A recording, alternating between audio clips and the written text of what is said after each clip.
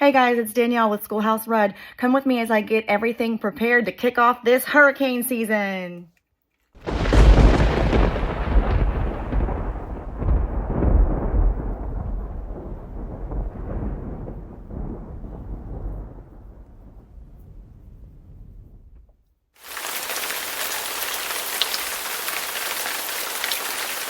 What is a hurricane?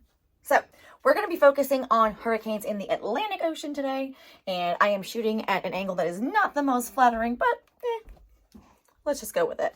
So in order to understand hurricanes, you need to understand a couple of basic things, and you need to understand that we're only speaking about hurricanes in the Atlantic Ocean. So I'm going to draw a map. Okay. And I always tell everybody I am not an artist. I'm a teacher. So this is the Atlantic Ocean.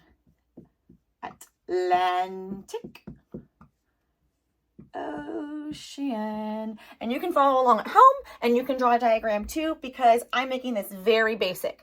Now remember, we don't want to spend all of our time. This is not going to be hung in an art museum. This is just to give our brains a basic idea of what we're hearing. So we're getting visual representation. We're getting audio representation. And because we're drawing it, we're getting that kinesthetic representation. And for me, I'm a visual learner, but I'm a visual learner by watching and writing. I've got to read it. So not only do I want somebody to show things to me, but I want to read them. That's how I take in input, but not everybody is the same. So we're going to kind of incorporate all these different techniques so that this lesson gets brought to everybody in a way that is meaningful and deliverable for their brains. So the Atlantic Ocean sits between two continents. The first continent over here is Africa. Okay, the second continent, well, I said two continents. I meant to focus on two continents, but there are actually more that border the Atlantic Ocean, but that's all right. So the second one I want to focus on over here is the United States. And yes, I know that it is connected to Mexico, Latin America, and eventually down here, South America. But like I said, we're going to focus on North America. Okay, so a hurricane starts as a little teeny tiny baby wave that comes right off that coast of Africa. All right, because of the Coriolis effect, because of the way the earth is turning and tilting, those waves are going to come off of Africa and they're going to start to head west. Now, some storms, waves, whatever they develop into, do eventually take on this out to sea direction, but generally speaking, they're going to kind of come this way into the Atlantic. Now, it is summer in the Northern Hemisphere. In fact, it is June 1st. First day of hurricane season, y'all. Happy hurricane season. And by happy, I mean I hope that we have nothing. So here comes this wave, right? And this wave is just a wave. But keep in mind also what's going on above in the atmosphere, right? So what happens is we start to develop some circulation, okay? If you know anything about weather, if you know anything about meteorology and maps and studying storms, circulation is a bad thing, okay? Circulation means storms are getting more organized and they're starting to stick together. The storm is getting densely packed with radar bands of rain, basically, right? So you've got some rain, you've got some wind, and you've got it over a mass body of water in the summer. So you've got warmth here. And what does heat do? We all know that heat rises.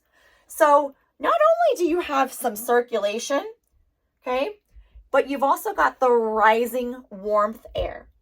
Now, that right there is a recipe for a really good storm.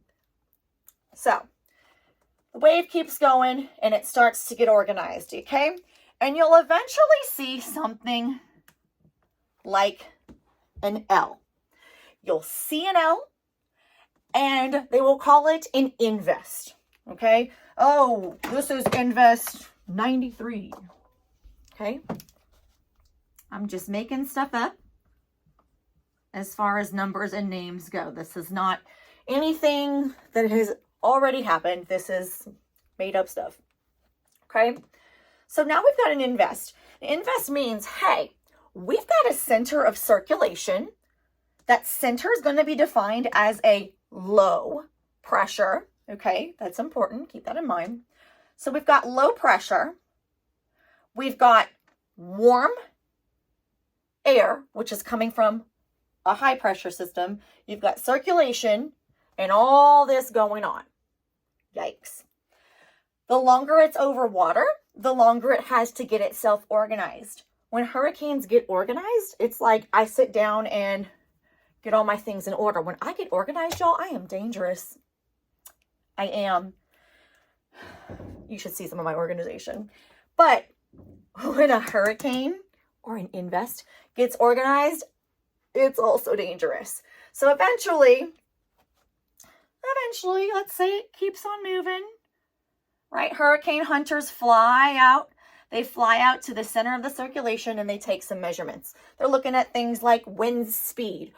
They're looking at things like movement. Is it going in a forward direction? Is it moving directly west? Is it going, this one went a little bit southwesterly.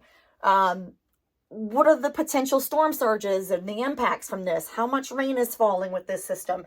They gather all kinds of tools and information, and they're going to use a already predetermined chart to help them sort of categorize and classify that storm even more. So I'm going to insert the Saffir-Simpson scale here.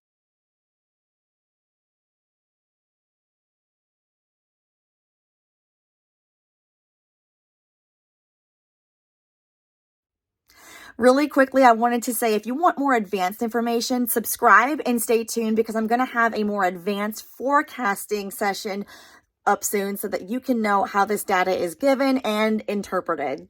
Thanks for watching.